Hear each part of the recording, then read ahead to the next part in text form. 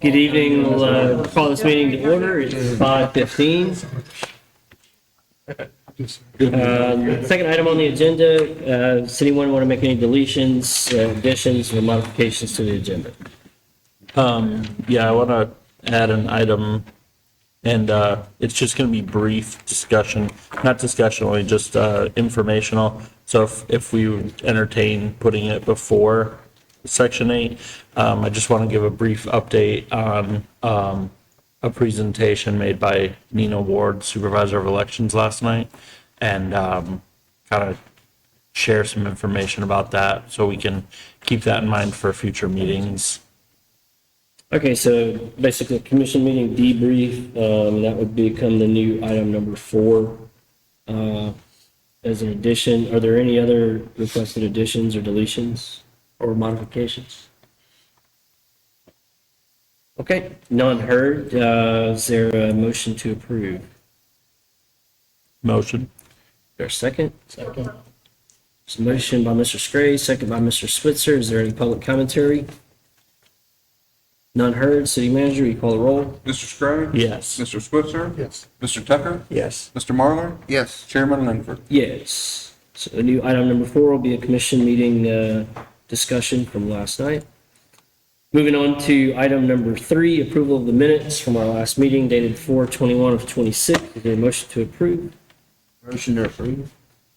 Motion by Mr. Marlar. Is there a second? Second. Second by Mr. Scray. Any public commentary?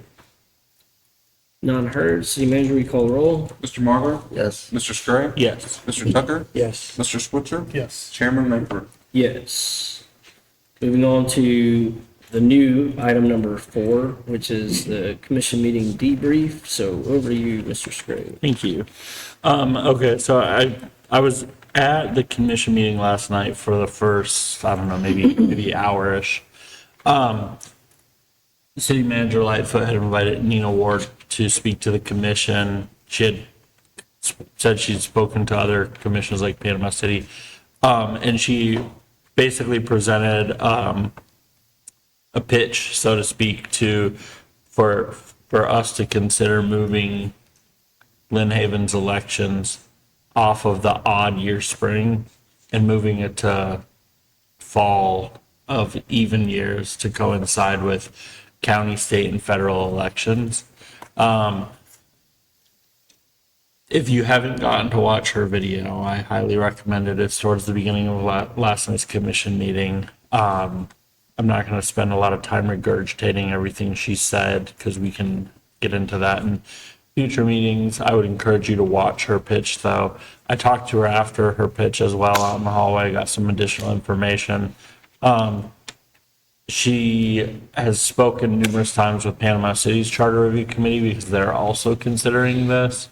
And I asked Chris to invite her to our next meeting, and I asked CJ if she can put a standing item on the agenda for us to consider that. It falls in 2 sections of the charter, section 11, which we're obviously not far from visiting that already. And then I forget, but it's in the third 30s, 31. So in the next meeting that we have, we can begin that discussion. That's about 11, 14, 31, and 32. So It touches in a few spots. Now, obviously, this is a big thing, so I think it's something that certainly we should take our time on and not rush to failure, because obviously it's a big decision for a community. But regardless of individual beliefs on when elections should occur, I think us as a charter committee, our job is to consider everything and put forth options for the community to consider. So that's kind of my goal going into it, is whether I think it's a good idea or a bad idea. I think we should weigh all pros and cons and deliver to our community, hey, these are your options. So do you want to stick with what we got or switch? And kind of what we can help with is obviously research and guiding what if the community were to switch, what would that look like? Nina had shared a few options, and we can always delve into those further later, but just wanted to kind of brief you guys on that because I didn't know if you had gotten to watch last night or not. No. So we in the discussion on this, or just? It's just bringing that kind to matter of right informational to give you a Okay. heads up that it's something to begin thinking about because it will be on the next agenda. And as long as Chris is able to have Nina here, she'll come share information with us and be available for questions. That would be good if we could Yeah. have her. Yeah, I know she had told me she's available on the date of our next meeting, so I think it's just a matter of just getting that secured and locked in. Okay, thank you. Any other discussion regarding last night's commission meeting? All right, none heard. So moving on to the new item number 5, begin review of section 8 through 9. We'll begin with section 8. I believe we all have the packet. Thank you, Miss Amy, for attaching that case law to that. So with that, I think Mr. Splitzer and Mr. Scray have put in some work on this. So if you guys want to lead the discussion, feel free. Yeah, so the last meeting I kind of suggested, and obviously you can or can't take suggestions at your own leisure, but I had suggested that we all consider coming up with possible definitions of what surveillance technologies would include, like what that definition would be. So everybody has an email of kind of what I came up with for consideration, and I kind of took it a slight step further, as I usually do. What's in this email to me, the first section is the entire extent of what I would consider for, that section of our charter. It's high level, it's broad, it accomplishes two things. It defines what surveillance technology is, and it defines that the city needs to tell the public at 2 meetings and let public speak on it. I feel it does not hamstring the city from still doing business because based on the definition, it's about new things, putting things into action that were not previously and expanding with new technology and features. And then the bottom section is just ballot language always comes up, so I took a stab at that. So Yeah, I read over that. we want to consider that one in addition to what you've come up with. To be This- clear, this is an addition. This is not to replace. To be discussed, I guess, right? I mean, Good question. I've thought a lot about this, and Ryan, you have a talent, man, of putting. It's not easy to do this. It looks so easy. It is It not. looks so easy, but man, I thought of 1,000 ways to try to word this, and I like 99.9. I would like the city commission shall adopt ordinances or policies implementing the section rather than may. Because I want more. It's my methodology is is a combination of looking up what other things have in this regard, not just in Florida and Bay County, but other states. And also, once I get a smorgasbord of thoughts, I just type them all into ChatGPT, honestly, and have it try to build something that's got some semblance of intelligence, even though it's artificial. And then when I take it out of there, then I start tweaking it, because I'm not that great at writing. It looks like I am, and sometimes I can, but I mean, for me, it's one of those things where I have a lot of different thoughts and bits of ideas and pieces. And so trying to get it all to look nice is challenging. I'm sure Amy can attest to that. Sometimes it's hard to get the words to Well, fit the way wording you want. matters. It Yeah. does. And Wording so matters. once I get it all plugged in and I have it spit something out and I'm like, okay, I kind of like what it looks like. And then I start tweaking. Well, I'm telling you, I did that. I've done that 1,000 times with this, and I was only able to get not this concise, and I like the way I like how easy it is and how, how it just, it Gets to the point. it gets to the point, and it's almost exactly what I think would have been nice to know beforehand. So So I do kind of have a question for, I guess, the committee first, and then I see we have Chief Blanchard and Deputy Chief Enfinger. Thank you all for coming to this. That's what I'm Definitely want to interested hear from you all. What is everyone's, I guess, thought process on it? Let's just say this leaves the committee, goes to the commission, goes from the commission to the ballot, voters voted in. What do we do, or what then is the expectation with the current surveillance equipment use, whatever we want to call it? How does that then become compliant? Is it grandfathered in? Does that need to drive, is there one encompassing ordinance that covers all of the current use, and then moving forward, individual ordinances? What is the thought process behind that? My thought process is, the way I wrote this is, it's not not acquire, deploy, or substantially expand to existing technology. So everything we already have is already in use. I mean, me individually, I don't know what that all includes. So maybe a list of current technologies that fall under this definition is just available for public disclosure, and that satisfies a requirement. And even that's honestly more than I really feel like that we require.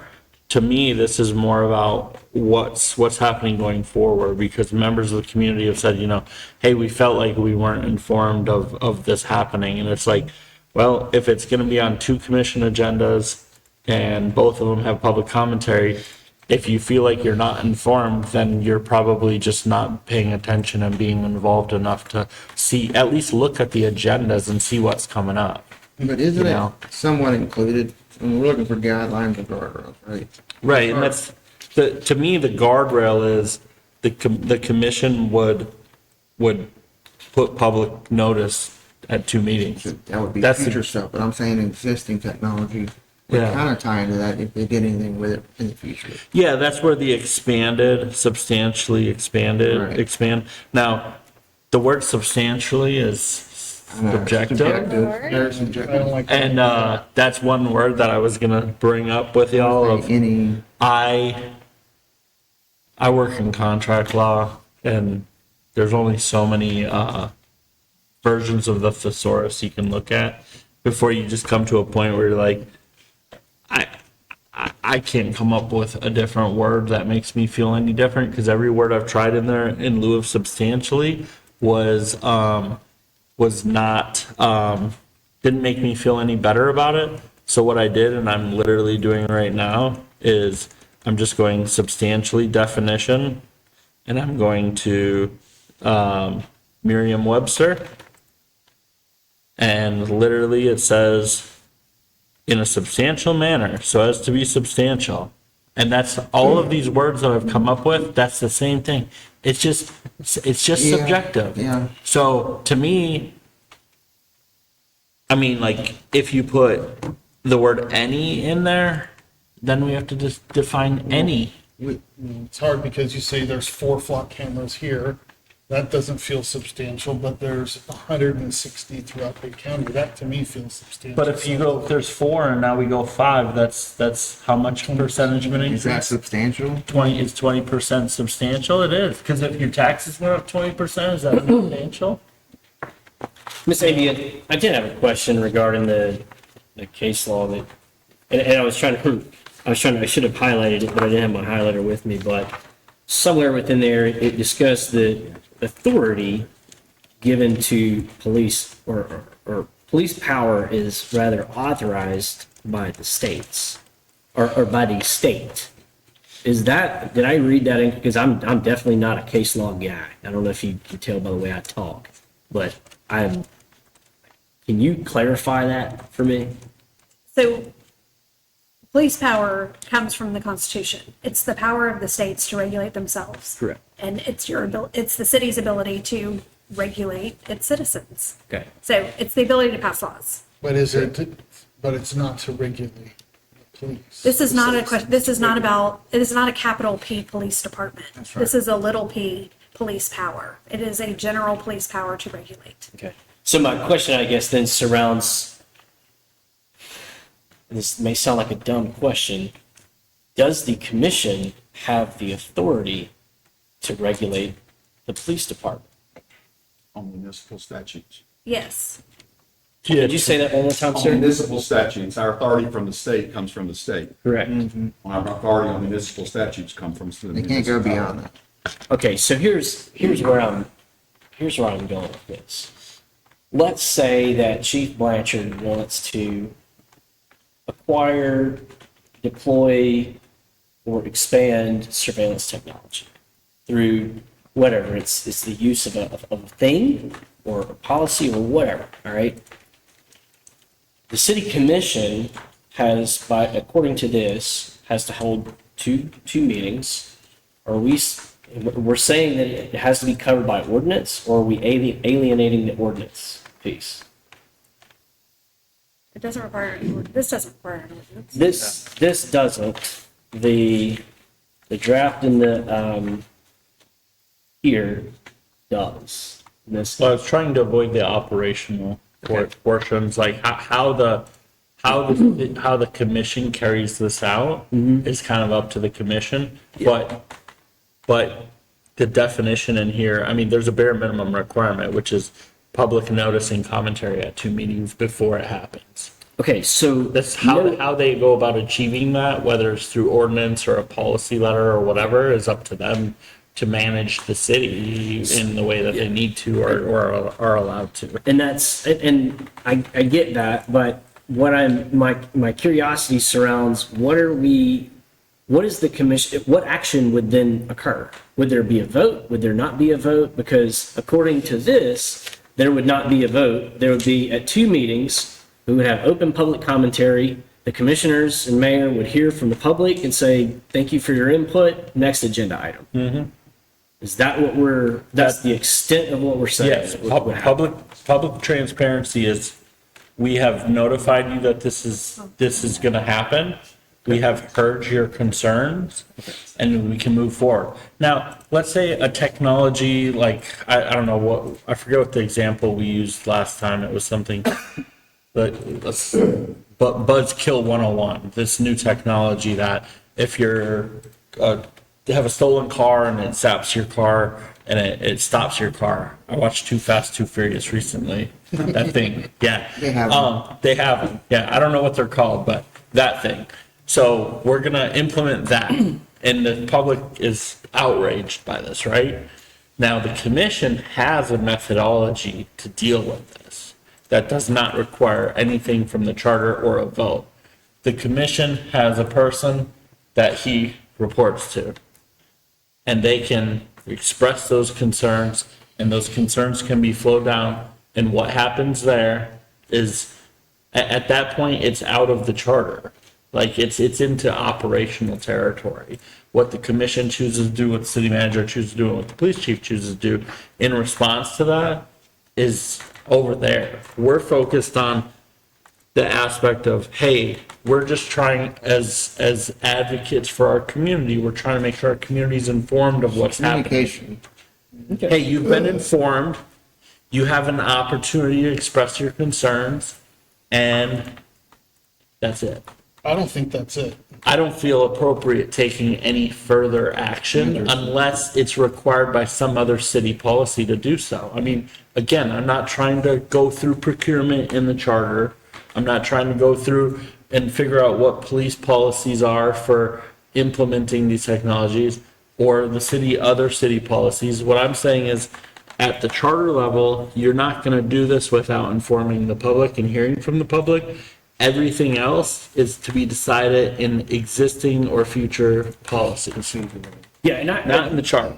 the reason I ask these questions is I want to fully understand what's being proposed and what, if this makes it to the commission, what exactly we're expecting or telling them that should or should not happen, right? Because I see considered, should be publicly noticed and considered.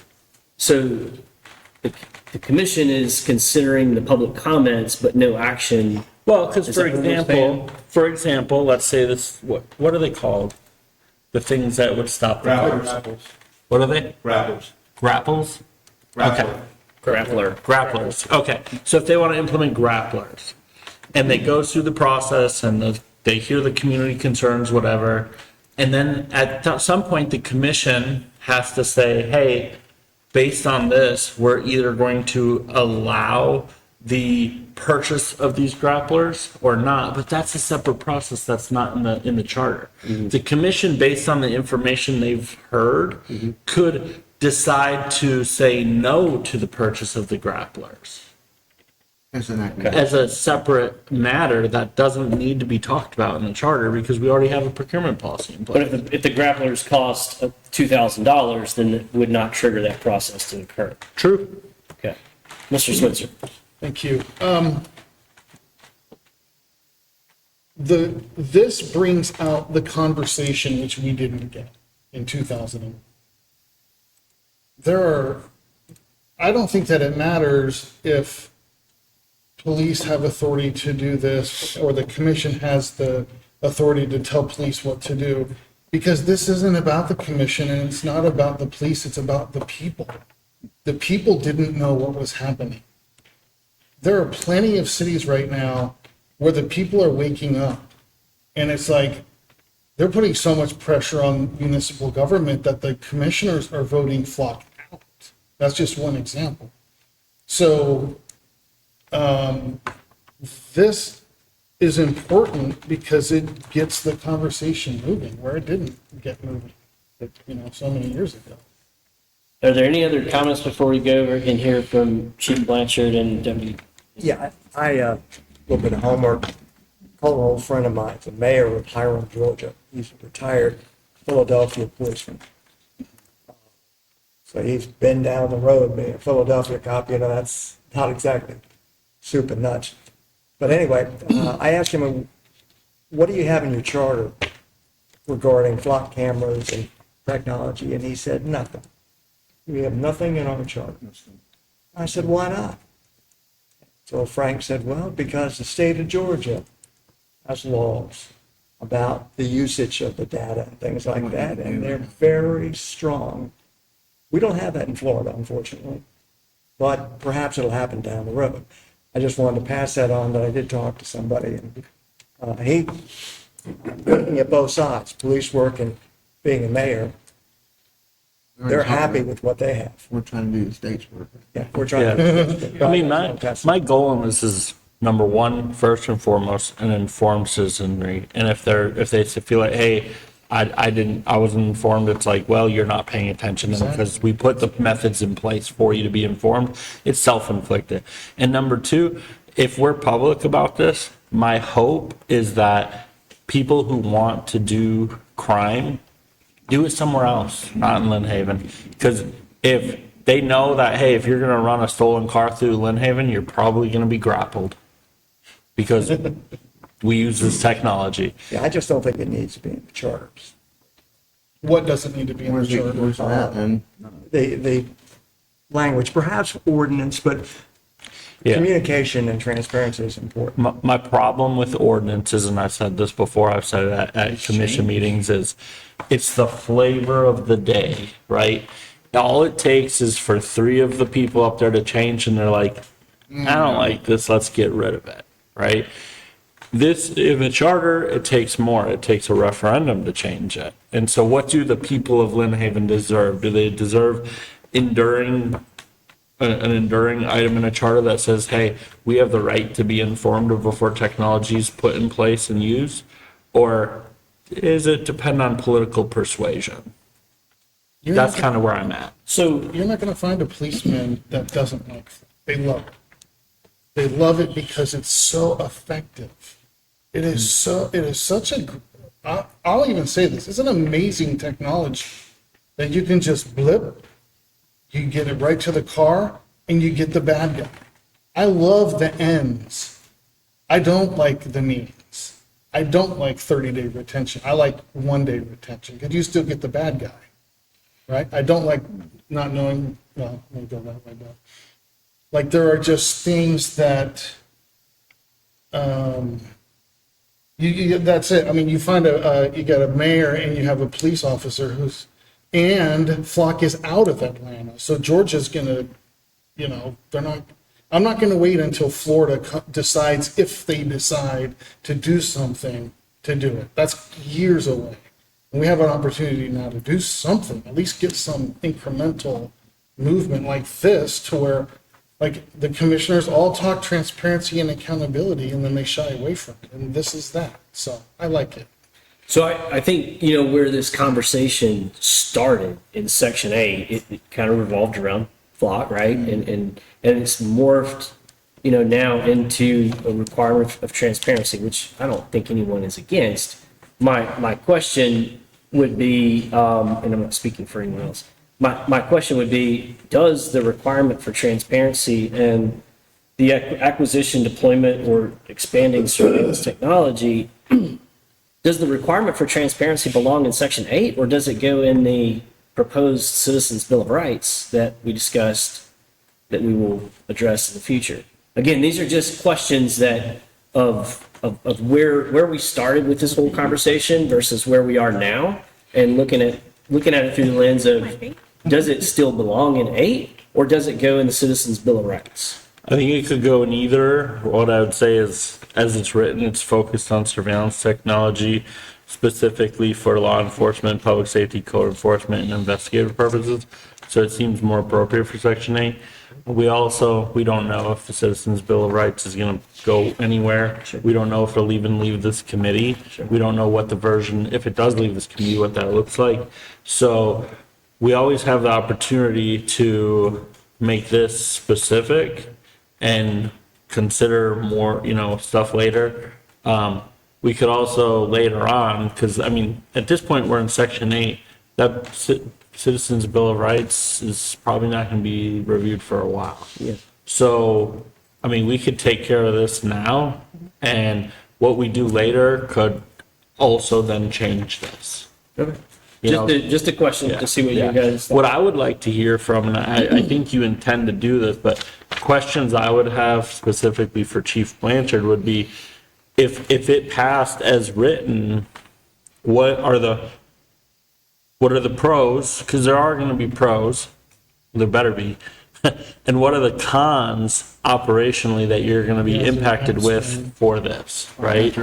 And that's why I kind of wanted to have the discussion, just so not only the chief and Deputy Chief Enfinger could kind of hear this discussion, but to see where our minds are at, but also to kind of give them the opportunity to tailor their answers to that. So Chief Blanchard, if you wouldn't mind, kind of address exactly what I was going to ask you to address from Mr. Scray, this requirement of transparency, how would that affect the City of Lynn Police Department? As far as this public notice? Yeah, you have the email from CJ? Yeah, as far as the public notice, there's no problems with the public notice. I believe highly in transparency, but I don't believe politics belongs in law enforcement. So there's a catch there with some of the other discussions that you were having.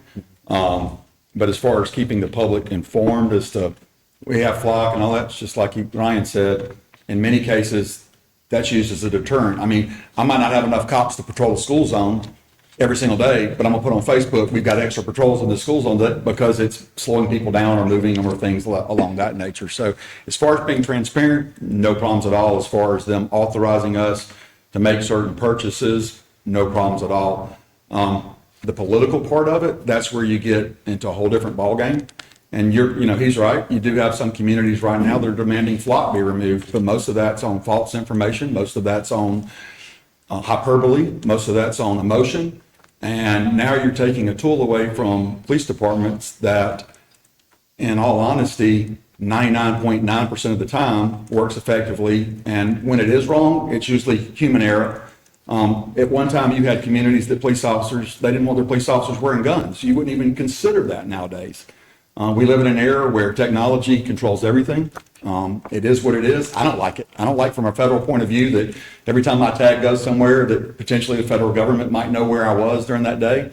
I get the 30 days, but I also come from a community of 220,000 where I dealt with 50 murders a year and 50 fatalities, and it did take 20 or 30 days sometimes before we were checking to find the camera that caught the murderer, and things like that. So there are many, many things that are positive. It really comes down to not just transparency, it comes down to the strictest policies, enforcement, double checking behind, in Georgia, we've locked up 3 police chiefs in the last year for misusing flock, but that shows it worked. Just like we've also locked up deputies and police officers who use their weapon inappropriately. So you got to have strict policies, but you don't ever want to start taking away technology based on public opinion, at least from my point of view. As long as it's legal from the Constitution, federal government, state government, you should let the police have the best tools at their disposal to keep you safe without crossing lines. On the note, you said something about political. Is that kind of what we were talking about with where he was asking, is there a vote or something? And I said, my intent for this is to not require a vote. It's just information, and then it moves on to whatever natural process it needs to follow. No, I think it's fine either way. I was sitting there thinking, do you put a dollar amount on it? Well, that's not really true because a flock camera costs like $3,300 or $3,500. Do you say 20%? Well, really adding 1 flock camera is going to trigger, something that seems funny too. So I don't know the. It's going to trigger David. Well, it's going to trigger 3% of your population. Yeah. But the other 97% don't care. Yeah. But at the end of the day, I'm just saying I don't know the number as far as how you would do it. Yeah. Really, as far as the public knowing and them deciding, that's not the problem as long as you don't start getting into operations Yeah. or wanting to know stuff that we're just not going to talk about because that would be illegal to do. You can't affect police operations. The deputy chief has been working on and just finalized our flock transparency. That's actually going on our website. It's already up and running, so that's about to go on our website. Did you read it yet, David? No, I haven't. That's the first I've heard about it. Yeah, well, it was the thing, and it was before it was when that gentleman came and talked to y'all about their transparency portal. The other sales guy. So it's something I had from my, that we've implemented so that you can see what Flock is doing and things of that nature. Yeah. I think keeping the public informed is a good idea, but I do believe it's really important to keep politics out of policing, and that's tough, at times. Are there any, so given the definition of surveillance technology included, are there any technologies that you could foresee needing to wait for 2 meetings, commission meetings? That's basically 4 weeks, that it would be a detriment? No, but I would like to see you put an exclusion in there. So let's say tomorrow 2 flock cameras broke and I wanted to replace both of those flock cameras immediately. I shouldn't be allowed to do that. My CAD system goes down. That's part of this as well, whether you think that's technology or not. If I've got it and it's already an authorized product, I should be able to replace it if it What breaks. is, you said CAD? Our CAD system, like in our dispatch, to tell me where to go. Existing technology. Computer ready dispatch. Substantial expansion. Yeah. replacement. It's just Yeah. replacing. Correct. You could literally have 3 or 4 body cameras go out, tomorrow, and you need to replace what you Yeah. have for your number of We're personnel. not looking at I get what you're saying, replace, yeah. That's just replacing existing equipment. But as far as, if you're wanting to do something new, you're wanting to add 2 new drones or, 10 new flock cameras or You something can like handle that. waiting 4 weeks. Yeah, absolutely. So I appreciate that information, I really do. And Chris has shown me the site, so I love that. Because initially I was told on a public records request that I can't get that information. So the only thing I think you can't get, and I'm not going to swear to, I can't give you the tag numbers and all that kind of stuff. I can give you your information, Yeah. like your tag number. I can show you every time it's caught your car, Right. but I can't show you every time it's caught somebody. And to be honest, we don't look at it either unless it's a car that's been flagged. And the emotion is on both sides, because it does not make me feel good to know that there are 3 chiefs in Georgia that were locked up for misusing flock cameras. That does not make me feel good.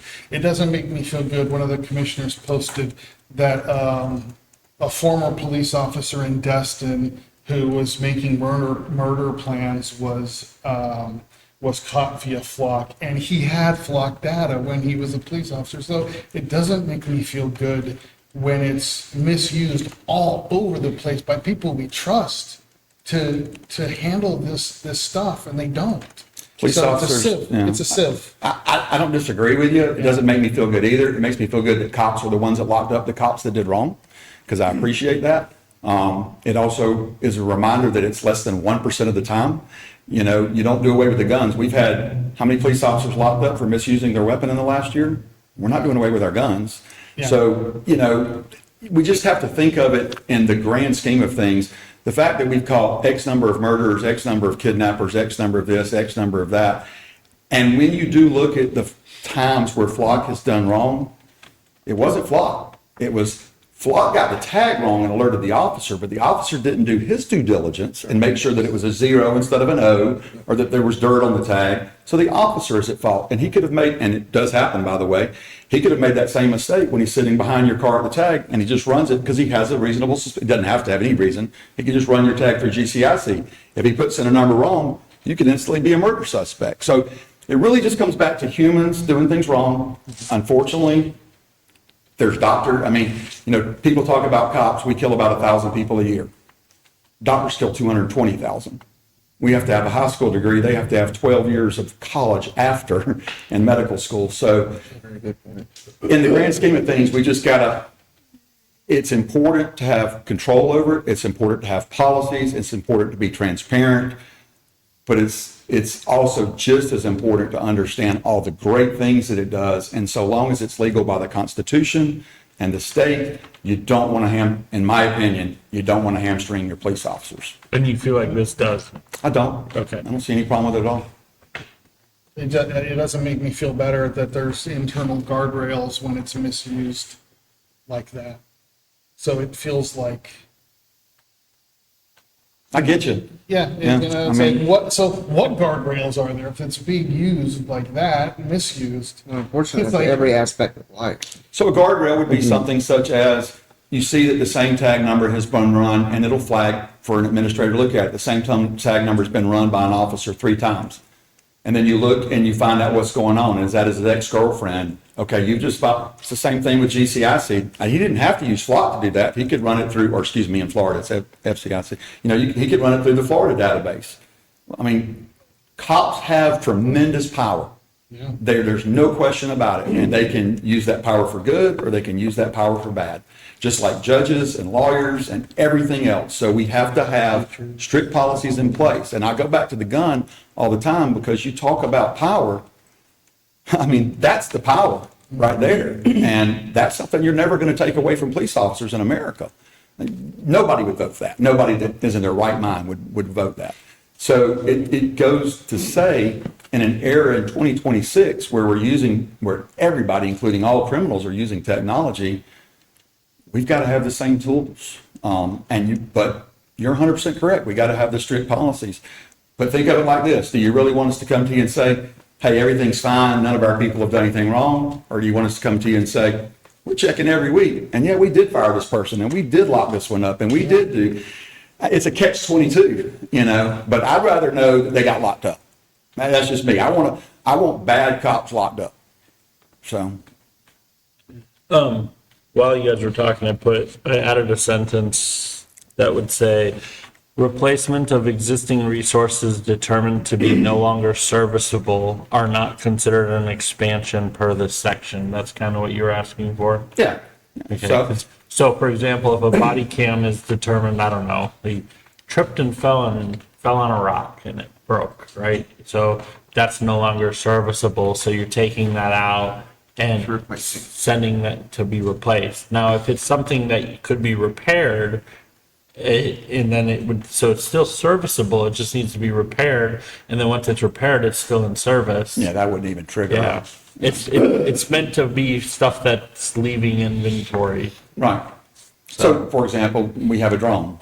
A drone's going to be replaced every few years. Yeah. You know, I mean, it just Yeah, is what it is. It kind of would But if you were to coincide when it switch goes on the to, GovDeals auction site, like Correct. if you're auctioning it off, or just if it needs to be destroyed, it's being destroyed or whatever, then there's a replacement. Same thing we do with our cars. We sell them and then we Yeah. buy the new one.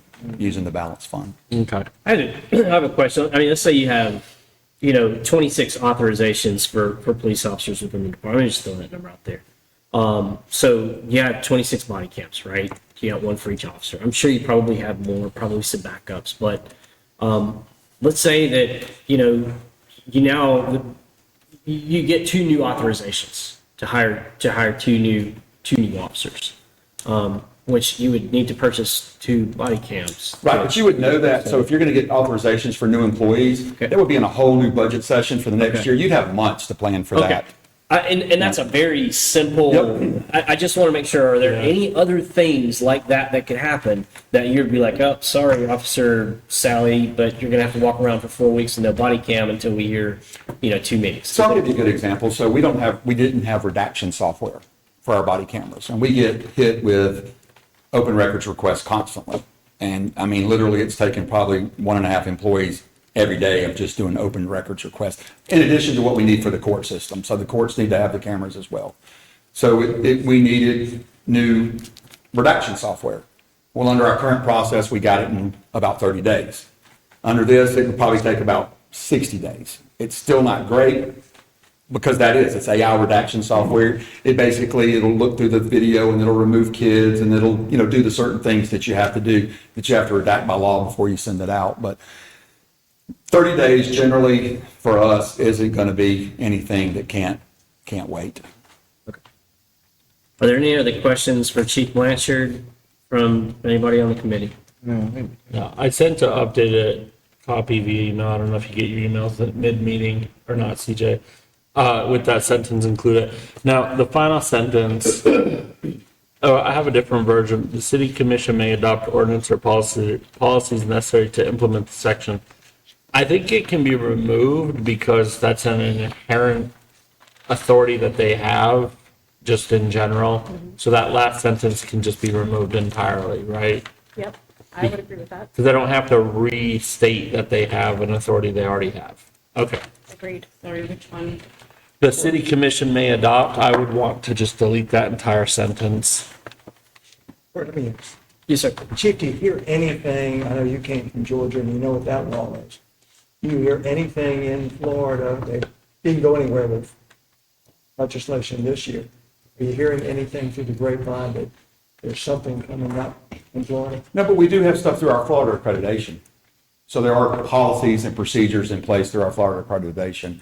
Now, what we've done, and are you specifically talking about Flock?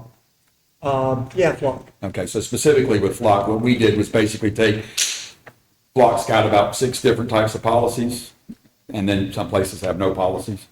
We went kind of to the gold standard, which is the highest rated, check, double check, et cetera, making sure that you're doing it right. There was 1 or 2 things in there that didn't work for us because we're just too small. We don't have enough supervisors and manpower to have all that in there. But we went just about as strict as you can go with Flock as far as our policies and our procedures and our checks and balances and things along that line. And you were in Georgia for a while, so you might or you might not know this, the answer to this, but what happened to make Georgia put a law on the books regarding use of technology? Georgia Sheriff's Association. Okay. We like everything to remain at state control level. I mean, it's just the state needs to, the government, the Fed's going to have something, the state needs to really have it, and municipalities should worry about municipal laws. They shouldn't start trying to get into what state laws are doing and not doing, because whether you like it or not, there's more politics in local government than there is in state government. So therefore, in Georgia, we like to keep everything from the chiefs of police and the Georgia Sheriff's Association. State law covers it. Makes sense. So, based on Chief Blanchard's comments, the only, looking at this, I think it's, and thank you, Chief Blanchard. Yes, sir. Deputy Infinger, Deputy Chief Infinger, do you have anything that you would like to add on before we move on? I would, looking down to the word deploy. Guys, So to me, deploy means whenever I'm gonna go put something out to use. And, I don't think it makes a lot of sense if I'm gonna go set up video surveillance on a drug dealer's house, for me to go to the commission and say, hey, I wanna put this, surveillance equipment out at 123 Main Street. You know what I mean? You could put deploy for use. So that's the way I interpreted it. So like initial deployment maybe? Or put into use? I just, that word alone, deploy, it almost hints towards, we need to let everybody know every time we go to use something. Just say utilize, Implement, What's that? implement. Yeah. utilize. I like initial My implementation. intention is that you're gonna begin utilizing the technology for Yeah, utilize. whatever, Right. because we already have That makes acquire. So implement, I think would be a good word, because Okay.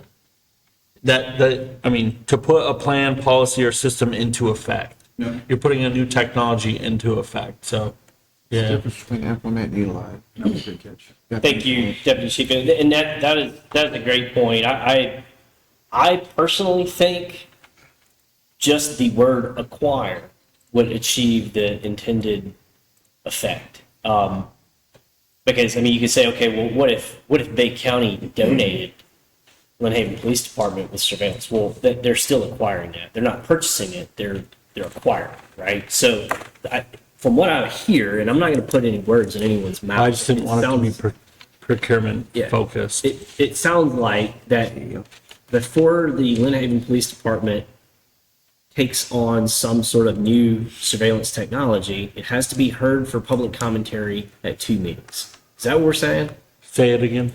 Yeah. It sounds like to me that before any equipment is acquired, surveillance technology is acquired, that the intent is that it must be heard, public commentary must be heard at 2 commission meetings. Well, my hope would be that they would wait for this to be done before they would spend our money on something. Because if it's not well received and he says, ooh, I don't like the way this is going, I want to look for something else. Well, you already bought it. That sucks, right? So I'm trying to keep this away from being tied to the procurement process, because that is entirely independent. Yeah, so that's what I'm saying. So, So before in theory, they shall could not- buy the stuff before they do this, No, but I that's think not that what- would be, That's not what this says. This says the city shall not acquire. We can imagine removing the remaining, those other words, or expand surveillance technology unless the proposal has been publicly noticed, I want it to say, and public comments have been heard at no fewer than 2 regular meetings. So that's really all, that's the desired intent from what, based on what I'm hearing. So you can remove deploy, you can remove implement, you can really remove expand. They shall not acquire surveillance technology unless has been publicly noticed and comments are heard at no fewer than 2 regular meetings. Good committee. That's all it sounds like what you guys are wanting to say. We can remove the deploy. That was a great point by Deputy Chief Enfinger. And changing considered, the commission has nothing to consider. That we're asking them to simply hear Yeah, public just do the commentary. process. Right. There's no action required. The commission can't tell Chief Blanchard that he can't purchase or acquire this equipment. You guys are just saying that you want public commentary heard at 2 meetings. Well, it goes back to what I was talking about. This isn't about the commission and it's not about the police, it's about the people. Sure, the people transparency. knowing. Yeah, and that's what this does, is it allows for the transparency that you're requesting. I get what you're saying, you can't use it unless you acquire it, because acquire includes It possession. would never be here Sure. to use. Possession's 9/10 of the law, right? That's why I do want city commission, I do want that line back. The city commission shall adopt ordinances and policies implementing the section, because that is where, It's redundant though, David. To what? It's an inherent right that they have just because they're the legislative body. yeah, I wanted to Section attach to 8, this. Section 8 starts with, they shall have the power to pass on. Right. Yes. Okay. So this is in the charter, so we're just double stamping the triple stamp, like by putting an ordinance to say what the charter says. I think it's, So if we're tying it to acquire, is there anything, if it's based only on acquiring technologies, is there anything that you can think of that you would have to have 2 meetings for, given there's an exception for replacement, right? But is there anything that you can think of that it would be making it more difficult for you to acquire something that shouldn't need public notice? I guess.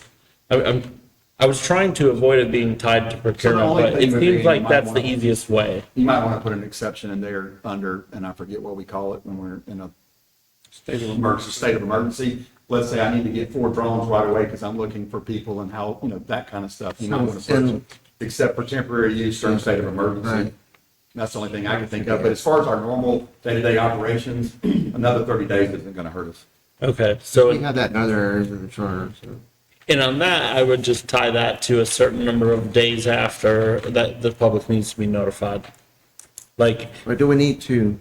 but, Public meeting. no, I mean, if it's during an actual declared state of emergency and they had to acquire the technology, then it needs to be notified within so many days after. After that? Yeah. So basically, the same process needs to take place within so many days after, because if there's a hurricane again, and I know it's a sore subject here for obvious reasons, but if there's a hurricane here and there's a bunch of people that are coming through stealing, looting, right? And the only effective measure to stop them is the grapplers, and it's a technology we don't currently have, I would still want this process to take place. Because they could continue to use it after. Yes, because they could continue to use it after. So it would still take place, it would just take place after the fact, and it was urgent because of the, So it wouldn't hold them State of up, in other words, emergency. they could get it. because how often do we have a state of emergency? Not that. I mean, if Chief Blanchard decides to take advantage of a state of emergency and be like, all right, here's the list of new stuff we want, get on it. Yeah. I mean, we have a bigger problem at that point. So, What's the matter with returning? I have, So- I have a question. Yes, ma'am. Regarding your public comments are heard. It has been my experience that even when we have advertised public hearings, public comment may be invited, but there may be no public comment given.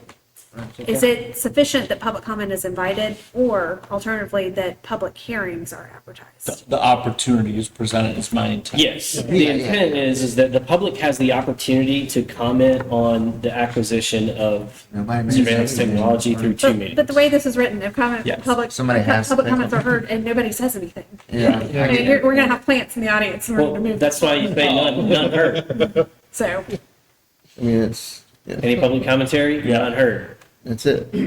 It's, nothing has been heard.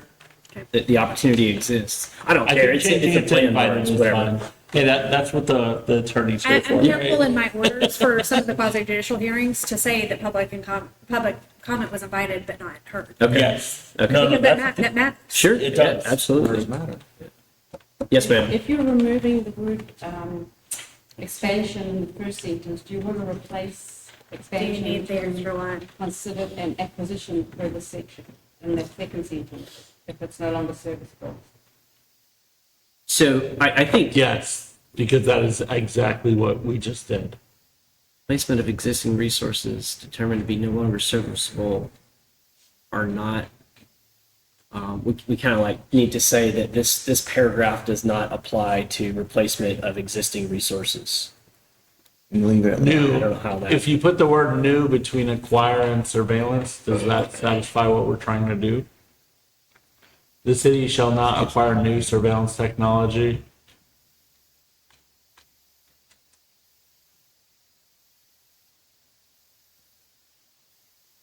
Yeah, no, I like that version. Yeah, in a period after serviceable. Okay, now we want to go back and you said. No, news. no, scratch that. Okay, okay. Which, what she did, it covers the same thing. You're basically saying, this doesn't apply if, again, you're just replacing a drone that you already had that's no longer It's not usable serviceable. anymore, and you just Yeah, get another one. yeah. If you decide the redaction software was garbage and you want to get a new one, the first one's no longer serviceable and you're just, getting a new one. Do we need to stipulate that it needs to be 2 consecutive regular meetings? That was my question. Or does it just, we Why does it have need to be one, two? I don't 1 want to get month into the and weeds 6 that months month. later? I don't know. It's just I'm not trying to split hairs. I just think it needs to be offered up for public comment. putting it out there. I don't know if it needs to be two. I mean, if they're gonna do it at one and wait 6 months and do it another, then that's a long time to wait to get the technology. I think 2 is amenable because you have typically a first reading and a second reading. Okay. Yeah. So it So, gives people that may not have Yeah. caught on a chance to yeah, come in and speak their I mind. kind of, I don't like it, but I think 2 is the right, Okay. I think 2 is the right number. That was the only question I don't want.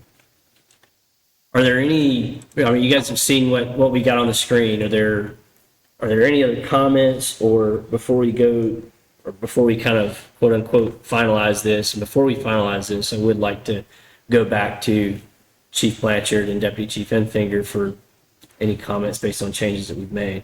Yes, sir. So the way I read 8 as it is now, it doesn't require the city commissioners to create policy and procedure around this. They just have the option to They have the to do authority. it. And I want them to do it. Okay, so what, So what would they do? They So, don't have. the walk me through. Okay, so this passes referendum, and Chief Blanchard says, "Hey, I want to buy grapplers." What do you expect that the commission would need to do in addition to following the charter? Like what policy or procedure or other document would we have to wait for them to work on together in public meetings over 2-3 meetings before they just follow the charter and have the 2 meetings for the tech? I mean, because in my opinion, they can follow that they shall follow the charter as soon as it's passed and put into the charter. So if this passed and he said, I want grapplers, and they didn't do it, they've just violated the charter. And guess what? They're all getting recalled because they violated the charter, right? So what document do they need to produce that tells them follow the damn charter? That's my question. Well, the police chief works at the pleasure of the city manager, not the commission. are there any other comments? Well, a grappler is not surveillance technology. And we're talking about something that's way more serious than getting a grappler. We're talking Okay. about technology that has the ability to be misused, is misused, Monitor, There's no- identify, track, collect, analyze, or retain information. there's That's so. surveillance technology. There's no audit, there hasn't been. So that would be a fun start for the commissioners. So this is to me, nobody's privacy can be viewed as misuse using a grapple. So this is why I want something in there. If you think they're going to default to providing policies and procedures, I don't know that they will. That's why I want something in there saying they will But come are up you with. expecting them to be oversight? Like, what are you? No, I don't want them to be oversight. So what are they No, I expecting want them to policy. do? What are they doing then? What is going to be in the policy or procedure? Well, let's start with an audit. Okay, then Let's talk about, audit of let's what? talk about how many days you have data retention. Let's talk about who you share the data with. Because there's 1,500 government agencies, last I checked, who have your flock data. And they're all over the United States. And from the public records request that I got, they lose control over the data after it leaves. So let's start there. is there anything like this in the Constitution that gets down to the specifics like this? No, I think we already Because established that. one thing that initially I didn't agree with on, but I understand now is, as Jamie said, is the charter being our constitution is meant to be broad, high level, and enduring, not getting into the specifics. Yeah, I've actually removed things, like, for example, during the non-ad valorem and some of the other sections we've already gone through, what I initially offered up, I was like, wait, that's too in the weeds and we need to pull yeah, back. I'm not saying add this stuff to section 8B. But you said I'm 30 saying- days. That's why I want them That's why I want them to be forced into policies. I don't want them to have, I want them to have to do it. But that's Or why I'm live with it. asking, what do you want in the policies? Because if you just put in that they have to have a policy, the policy can be, we're following the charter, and that's a policy. It's a weak policy, yes, but it's a Well, we policy. can do what we did before. I mean, we created a whole policy for them. That whether they take it or not, that's up to them, but Yeah. it's not like we're, it's like something fresh that we as a You're group saying haven't they done shall do before. A, B, C, D for What's that? oversight. In other words, there has to be certain Yeah, what- rules in place that they have to implement to make sure that this technology is not being used in a nefarious way. Is that where you're going with this? I'm trying to follow. That makes sense. I want to know more. Maybe this does it, I don't know, this is brand new to me about Yeah. what's on the Yeah, website. right. But like I asked for hits, I was told, oh, you can't get the number of hits. I was told all this information that's there Well, it's now, but protected, I nobody mean- knew about it when I asked about it, 6 months ago, so. I think what you want is in what Chris just handed out, which is in the rest of section 8, the stuff that Chief Blanchard proposed. So look through that. It may cover your. We've gotten this before. Look through that again and see if this covers what you're trying to get at. Because I think what you're trying to get at is a higher level thing that's not specific to just this one piece. So you're saying that this would be, part of it as well? Separate, what I did is like an 8B, and I think this is like an 8A. Okay, so I haven't even looked at this. Yeah, well, we've gotten it before, like Oh, weeks ago. okay, Yeah. okay, This is what, okay, this is what she. this is what Chris sent on March 30th that we You're right, got. yeah. Okay. But I think what you're after is what's contained in what he Okay. said. Okay. I'm pretty sure. I haven't, this. So it's not specific to just surveillance technology, it's overarching over all of police power. Yeah, I hear what you're saying, but when I said not belonging in the charter, I'm talking operational action. Right. You're going to get this big in a charter Yeah. that is a guardrail. I mean, it should. I don't want to say it's more ordinance related, but it is. I mean, So you've heard Mr. Switzer's comments. Are there any further comments on what's being proposed in section 8B?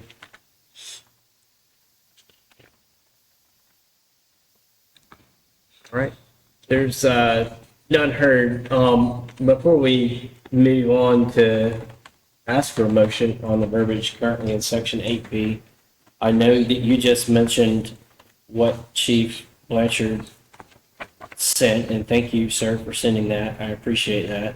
yeah, it's a big I one. believe there was kind of maybe a casual mention of making this 8A and then not 8B. Is this what you guys are wanting to do? I or- think we should discuss that, and once we're done with that discussion, it's a full package for section 8, or after that discussion occurs, we decide, hey, these are different enough that we should present them separately, so they're not bound together, where if one should pass, the other fails, right? We're not putting all the eggs in the same basket.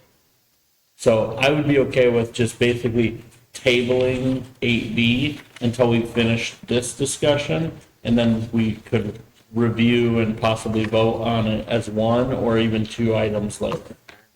Before we go into what Chief Blanchard sent initially, I want to understand, Chief Blanchard, when you sent this, because we did receive it March 30th, there were proposals that was being discussed and submitted on this committee surrounding Section 8. And if I remember right, those proposals were kind of out there, and then, we'd kind of asked, like, hey, I really want to hear what the chief would have to say, regarding this. I'll say that what was being proposed on this committee at that time was drastically different than what 8B is now. So, understanding and seeing where we are with what's on the screen, would you still advocate and request that this be placed in, what you sent be placed in the charter, or is it not? I haven't seen an updated one. Okay, so right there in 8B is where we're at. So what I'm asking for is, from you, is Yes, that sir. right now, this is all we have in section 8. If you, Ms. CJ, if you could scroll up just a slight bit so he can see section 8. Or, yeah, we just can do that. So the review of what was sent on March 30th. Yeah. So right there, section 8, that's in our charter today, right? Yes, sir. And then where we are right now is that disregard section 8A, but just section 8B Yes, is sir. the only thing right now that we are ready to move forward I got with, you. potentially. So based on how that reads right now, is what you sent on March 30th still something that you would request to be placed in the charter?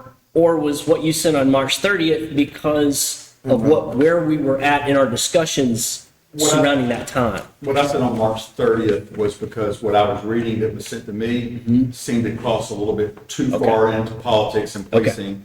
So I came back with something that I thought was a little bit more neutral. Gotcha. Does not matter to me if it's in the charter or not. Thank you. And I just wanted to clarify that because I kind of remember when all of that was happening and I kind of felt like that this was in response to what was being Yes, sir. submitted on the committee. What was being submitted on the committee then, we are drastically away from that. So Yes, sir. through that lens, I think and it's open for discussion, obviously, but we're at a point now to where we're in section 8. We obviously have what we have in the charter today, and then section 8B, which we could rename that 8A, could be, if there was a motion to do that, could finalize section 8. I'm not going to, because I can tell you David's not going to be happy, because that doesn't include what he's asking for. But there are parts of what Chief Blanchard put in this March 30th email that do cover what he's asking for. Okay, so we need to decide, we need to pull If out we're going what to have an those, 8A. yeah, we need to pull out what those things are. We either need to add them to 8A and move forward, or we need to alienate the March 30th and move forward with what we have now. It does not matter to me either way, but we have been in 8. We're at a 90% solution in 8, and we got to keep pushing this noodle up the hill. I agree. I think, Add the last 2 paragraphs and I'm good. yeah, I think the last 2 paragraphs cover what he's asking for, based on hearing what he's been saying tonight. Which is what? The city shall ensure that the policies and practices of the police department, that section down. And then the second one is shall undergo periodic independent review. Like that. I think those cover what he's asking for, and frankly, I think that's what's already happening. Yeah, we are an accredited is. agency, so we are Yeah. audited yearly Yeah, through accreditation to make sure that if we have a policy, so I'm just making this up. If we have a policy that says we can't retain information for more than 30 days, they're verifying that we're not retaining information for more than 30 days. There's exemptions. So for example, we run a tag, it comes back to a murder suspect. It's part of a case. Now Yeah. it's logged in, it's going to be retained for more than 30 days. because it has a specific case number. Correct. It has a Right. specific case number, it's tied to it. Who does the audit? Florida Department of Law Enforcement, their accreditation. And you guys have a copy of that? Yeah, upstairs, yes, sir. So I was told, I asked for a copy of that. A copy of our audit. Yeah. You're talking about specifically for FLOC? So Oh, they yeah. audit policies. They come in and audit the entire agency for, are you doing this right, this right, this right, this right, this right? It's like the Now, if you're asking procurement for audit. something from FLOC, nothing's going to be retained more than 30 days unless it is specifically tied to a case, which we're not going to release to you. Or anybody, if that makes sense. So in your FDLE audit, there's nothing that reviews flock and the use of flock in your department? Not specifically, other than the fact that we're not violating any of the policies such as keeping it more than 30 days, that we are following up and making sure that there's a reason why you check somebody in flock, things of that nature. So it's really an audit to make sure that your agency is following the policies and the standards set by the state. So if your policy says, for example, that you once a week, I'm just throwing it out there, once a week, somebody audits all the searches on Flock to make sure they had a legitimate purpose, right? Same If with your- body cameras. Right, but if your policy said that, the audit is to make sure that somebody's actually doing that, right? Yeah, it's not like they're just The audit's to make sure we're not, A, breaking the law, and B, violating policies. Your own policies. Correct, our policies. Not only your own Our policies, policies that have been approved by, here, I'm assuming the city manager and the commission, honestly, I'm not, but FDLE's, not the commission, okay. FDLE's making sure that you're complying with state policies as well as internal. As well as internal policy. It's a policy, then you have to, so for example, body cameras. If you're to review 5% of your body camera footage, then they are verifying that you've actually reviewed 5% of your body camera footage. So to kind of analogize this a little bit, since we've got Ms. Kiki here, we just had a financial audit, right? Did that individual give you a letter that said, What I was going to be my question. so, FDLE produce a document, They just recertify. but there's no written report that you can release publicly. I'm sure there is. I've not been through one yet. I've been through one in Georgia, which is basically similar to the same. Saying like And there is a you're document at the end that shows you. so where I was going with this line is, did they give you a letter that said that Park and Rec's financial section was certified? No. We got something stating that the city of Lynn Haven finances is certified. So that's why you're not going to get a letter stating that a specific flock audit has been done. The FDLE departmental audit audited everything under the umbrella of both internal policies with the Lynn Haven Police Department as well as compliance with state policy. Evidence storage, number of weapons, I mean, all that stuff. Yeah. they were not Let's say they reaccredited found a here in the past. deficiency. Let's say you said you were checking the flock logs for legitimate purpose weekly, and they found that you weren't, your team was not actually doing that. Is that deficiency documented somewhere that it would pull up for a public, member of the public to know that, like we do for the finance? Generally, it triggers additional testing, additional random sampling to see if it is a pattern or if it's a blip. And if it is a pattern, then it becomes a finding. But like, even if it's a one-off thing, it shows up in like Kiki's report, it would show that there was a finding. It might be a minor finding, but it shows there's a finding because we went from how many to how many, right? Is there something similar for the police On ones? financial audit, they'll give us areas of improvement. They'll say, this is a concern that we found and it needs to be addressed in the future. I don't know if that's included in the FDLE audit. I would think a Google search might answer some of these questions.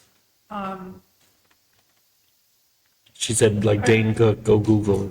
Deputy Chief Benfinger, you've been through, so would you like to address the results of a So FDLE? I know after an audit, we're given basically a briefing when it's over. And then we'll discuss with you, look, this could probably be done better. This was out of compliance. I do remember there's always a meeting about that, where they let us know the deficiencies that they find or anything that we could do better. But I don't know that there's ever an official document that documents it. I don't know the answer to that. So Kiki, do you get what in the old days we called it a management letter? Yes. I'll bet you that Same real. I get the same would thing. certainly imagine that the state has something filed. So according to FDLE, there's a document that we're giving if we violate any of the specs of that.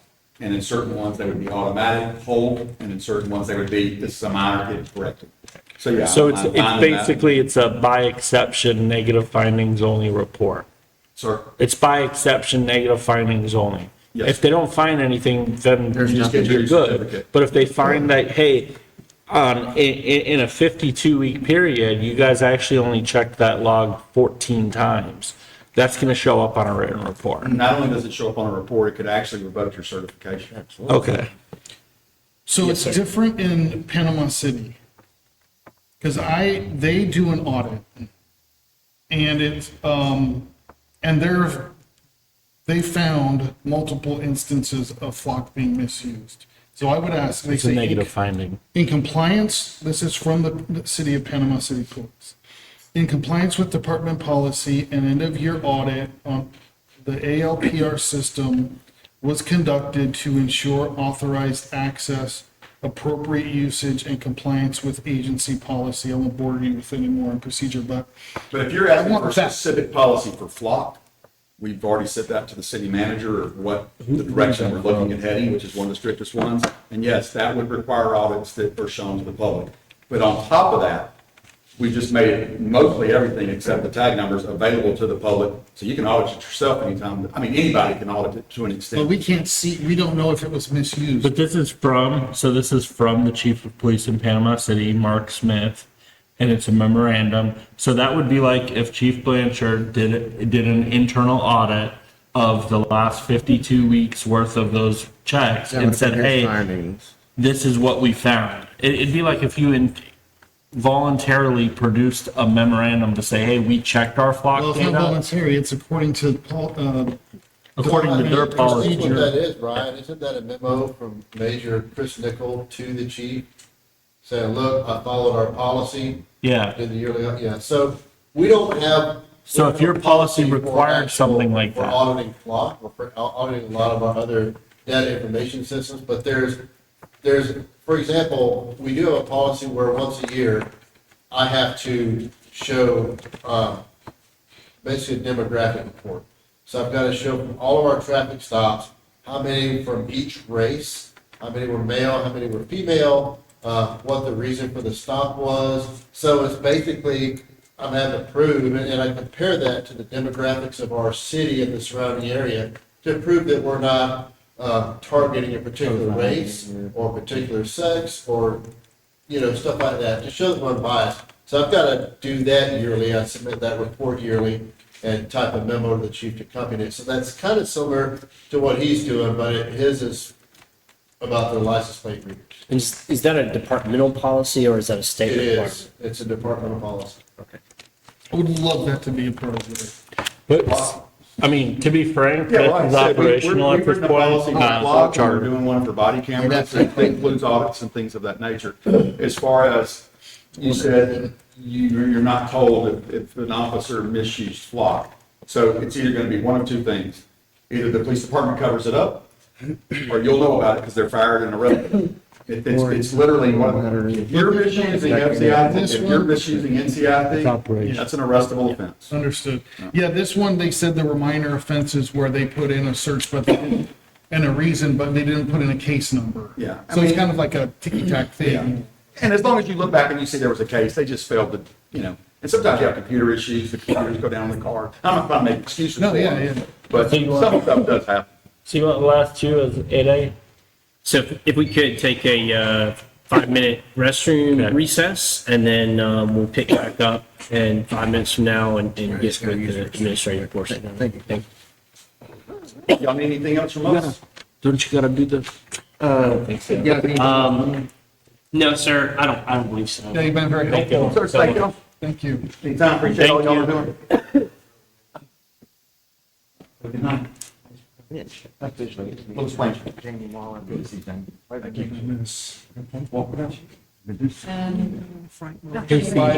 I don't know him, but I know of him and I've met him before. Yeah. Who was sitting Okay. on Kinky? Yeah.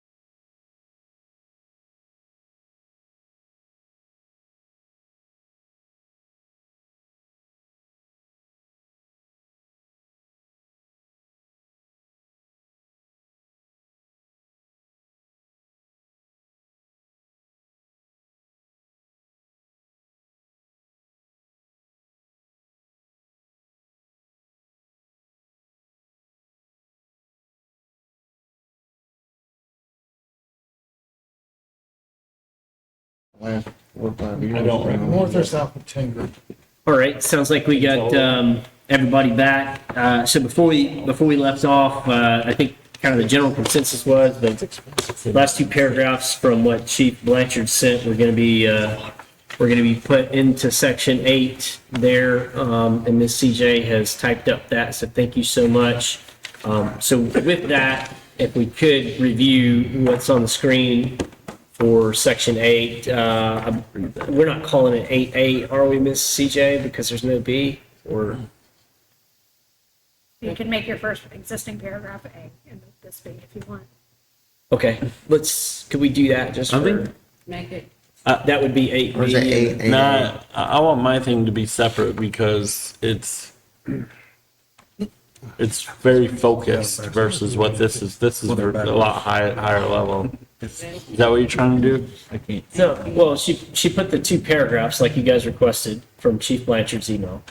Those are down below. All right, so we've got up at the top where we were in section 8, right? What's currently in the charter, and then we have what we just added, which would be 8A. Are you saying that you want the last two paragraphs from Chief Blanchard's email to be 8B? Well, they were, so if you look at his email versus what his whole email versus what's existing, the first paragraph of his email and the paragraph of what's existing in the charter are overlap of each other. Okay. So I think his intent when he was writing that was that this was high level stuff for the whole section. So my thought is the existing text is inclusive of these two paragraphs and becomes 8A. And then the surveillance stuff is 8B by itself. Okay, does anyone have any problems with that? So Ms. CJ, that would be a cut and, or, you, so that'll go up there. so that, yeah, right there, all of that black text would be struck through and, No. It stays. No, To clarify, he had overwritten that, but if we're only going to take the two paragraphs the way she has it now, the black section plus the two paragraphs should be 8A. okay, so the two paragraphs would just go below that, Yeah, Below there. that section, underneath the black text. yeah, because his original email included that top stuff too. Okay, so with that then, would there be an A? Oh, You got 8A and then you got 8B and then that's it. Yeah. okay.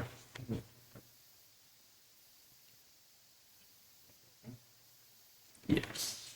So Amy, would this be one referendum? Or Should we just take the I 8 think the in potential front of the to 8B? That's one. So it would just be A and B then? What do you mean?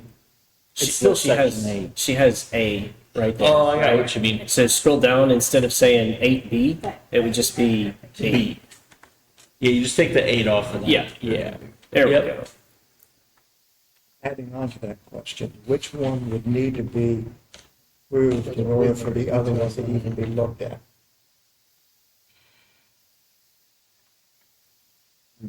No, I think you can treat them independently. But it'd have to be 2 referendums. What's that? Yeah, and if one passed and the other one failed, that's fine. You still got the one that One passed. field without the other though? Yeah, I these think can they exist put it on the chart. independently. Yeah. Okay, so what we have then is, under section 8 would be now a new 8, or a new A and B. First two paragraphs, we've already discussed, those came from Chief Blanchard's email. The paragraph B would be what we came up with on the committee. So, everyone want to review that and we'll go from there?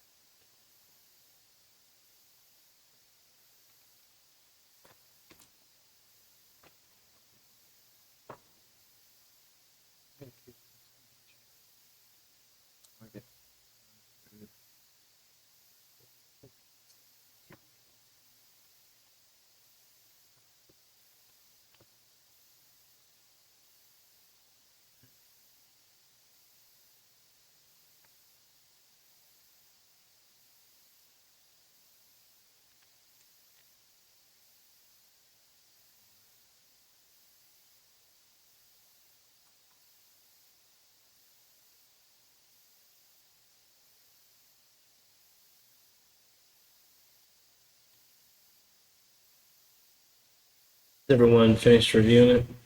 Okay. Are there, the only thing I say, I hate not inconsistent, but whatever, I'm not, it's not a hill I'm willing to die on that section 8, on the first sentence under section 8, but whatever.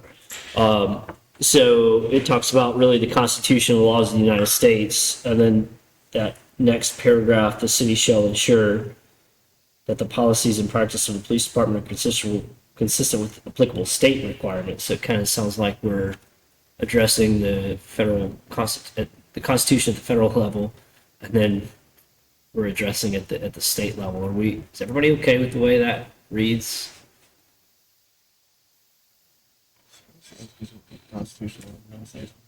You're talking about two different things, though. You're talking about ordinances and laws Yeah. versus policies and practices. Okay. Policies and practices are a little less binding, Okay. right? Yep. Are you saying that it needs to reference the Constitution of the United States in that No. section? Okay. No, I kind of read it Constitution like, doesn't really touch on Yeah. policies and practices. I just kind of read like, all right, we're at the federal level in this section, and then boom, we're down here in the policies and practices of the state. As long as you guys are okay with that, I mean. You are jumping from 50,000 feet to 10,000. Exactly, and that's kind of how it felt like to me, and I didn't know if anyone else saw that or felt that. Does it need to cover all of it? Because it may need to. What do you mean? I mean, we're jumping from here to here, but does it need to be included from the 10,000 view? Or do we just cover it in the beginning? Well, they're different. I mean, they're still inherently different things, ordinances and laws versus policies. I mean, and I practices. agree. I'm just asking. I think Different that subject. the new language, I think what it does is it promotes that, hey, we're a city that gives a crap about this. And this is language that a police chief brought forward. And so it's kind of like setting a precedent that we're on board with having a strong environment of procedure. So on that note, Lori, like, what is your sentiment to it being in there? I mean, I'm okay with it. I don't like the readability of it. But again, I'm not getting hung up on it. Just a comment that. Are you feeling the same thing I'm I feeling? hate it. I do too. I would like the black text to stand alone as its own section because it's 50,000 feet. It applies to every So 8A, department 8B, 8C? and every law. And Let's do then you jump to the police department specifically to practice 8A, differences 8B, of one 8C? little piece of your pie. Yeah. You've got the whole pie, and then you're going to talk about one little piece of your pie. Can you do 8A, black text, 8B, two new, and then 8C, my thing?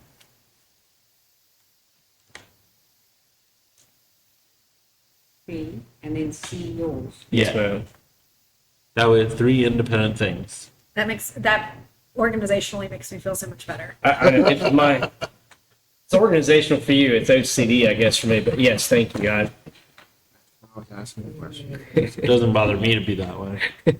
Well, I mean, they're two. Honestly, I wish different every section legislative went A, B, C, interpretations. D, A, B, C, D, because some of our sections don't have this format and it drives me crazy. Like, some sections have A, B, C lists and some don't. I don't know how Municode treats y'all. I know that in some of my experiences with Municode, they don't care what your formatting is. They renumber and reorganize as they wish. So sometimes you can spend a lot of time putting a lot of care into how Miss CJ, that organize. Unicode in that general. next paragraph, starting with the police department. Yeah, that will all align Okay, better. all right. What do we pay them for? All right, so those two paragraphs, we've obviously already read them. We know what they say there. And then the final paragraph, we know what that says. So with kind of this all together are we at kind of a solution point? I mean, based on all the things we've done previously in different sections, I think the only thing we'd have to do is next meeting revisit this to have proposed ballot language, and then we could send a Section 8 package on whenever we're ready. I would prefer, given that we've already sent some big ticket items, I think the thought process was to just send them as we came up with them. Was that correct? So in a sense, but. Or would it be better to wait and I package a think few more? I think we kind of package 2 to 3 together. Kind of aim for November with this. Probably. I think that, the first round of deliverables, as I was calling it, it was easy because we already had 2 or 3 items. I don't think, the only one I will say that was different was the city manager residency report. Yeah, But that was kind of the time. constricted. Yeah, and this is not like that, so I would say we add a couple more with it, package it up. My only concern is I don't anticipate there being much of 9. Okay, maybe we briefly look at charter review, but then once we get into 10 and 11, we could be so dogged down that 8 and 9 is all we send up before the August thing. Put a cutoff. And even before the November thing, because I don't know about you guys, but the fact that we need to consider election timing, do you know, Amy, what the cutoff possibly would be for the November election, given the cutoff for the August primary is June 12th? I think she needs 8, it's 10 weeks prior to the election. It's her calculus. So we're talking, September. let's see, I think I'm right on that. I think it's 10 weeks. what is the election? It's November. Well, there's August primaries or not. No, I know, but I'm trying to count backwards. It's like the first Tuesday or second Tuesday? Tuesday the 10th, I think. So 1, 2, 3, 4, 5, 6, 7, 8. So we're talking like September 8th. Do we think that we can get through more than 10 and 11 by September 8th? Given how substantive they are? I think we're doing. Okay. If not, at any point in time, we can say, hey, send just this up, right? We can read, yeah. Or we can even pause on section 11 and go on to some smaller low-hanging fruit and come back to it. True. Okay.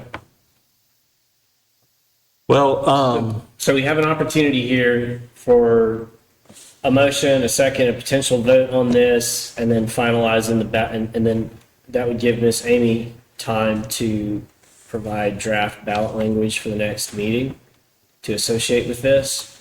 And we could potentially move on to 9 after that. So with that said, is there a motion? Thank you. okay. I'll make a motion. November 3rd. Second.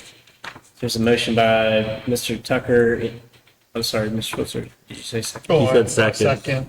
And a second by Mr. Switzer. Any public commentary?